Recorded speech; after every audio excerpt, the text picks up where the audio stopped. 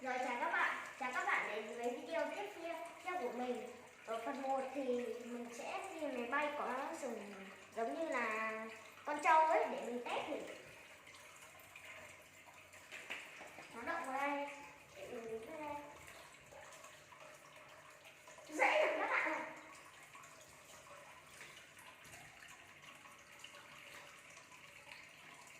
Quay lại dễ không?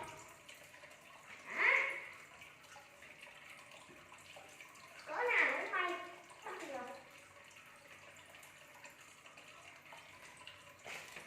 Đấy, mình phi lên nó cũng bay giảm xuống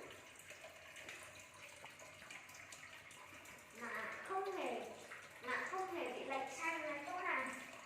Hôm nay thời tiết không đẹp nên mình phải phi ở nhà, nhưng nhà cũng ngủ rồi tại vì mình làm to cái cánh quá.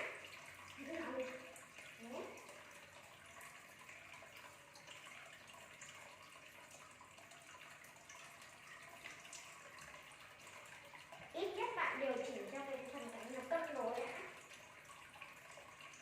Cong như thế này à? Phải cong như thế này. Là mình sẽ dùng cái thước mình dí mạnh, sau đó mình gấp nó như thế này. Vuốt nó như thế này nên nó mới thẳng, sau đó mình làm như thế này, sau đó nó cong dần dần. Nó làm dần dần, sau đó nó thành một cái đuôi. Vì có lúc nào nó cũng bay được luôn. Nó bay trên đầu các bạn. Quay lại dễ không? Rất là dễ luôn. Có nào nó cũng bay được.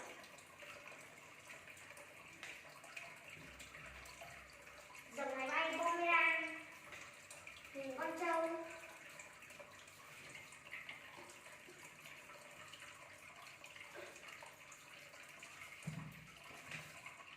Nó đây.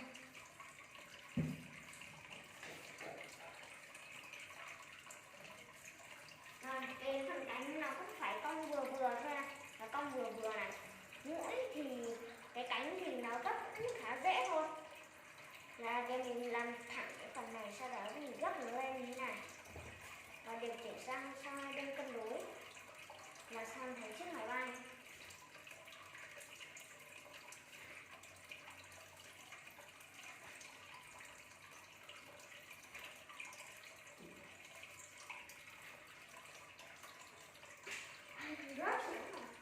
Đây là nó thẳng nhau rồi. Cái sừng, hai cái sừng nhọn hoắt. Nếu mình làm cong cái phần cánh này, nếu mình phi đằng này, mình nghiêng thế này, khi thế này nó bay thẳng. Nếu mình làm cong phần cánh thì nó có xu hướng là ẩn phần này sang thế này. Đấy, gió ẩn này đây á. Đây là gió, nếu mình phi thế này thì gió có xu hướng là ẩn cái cánh sang bên này và nó có xu hướng là quay trở lại. Cũng tương tự, nếu mình phi thế này thì gió cũng ẩn cái phần cánh này ra và nó cũng sẽ quay trở lại đến đây. Đấy, gió thổi á.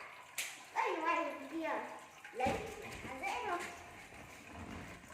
nhưng cũng đừng để nó nát là được. Đây rồi, chiếc rất cân đối.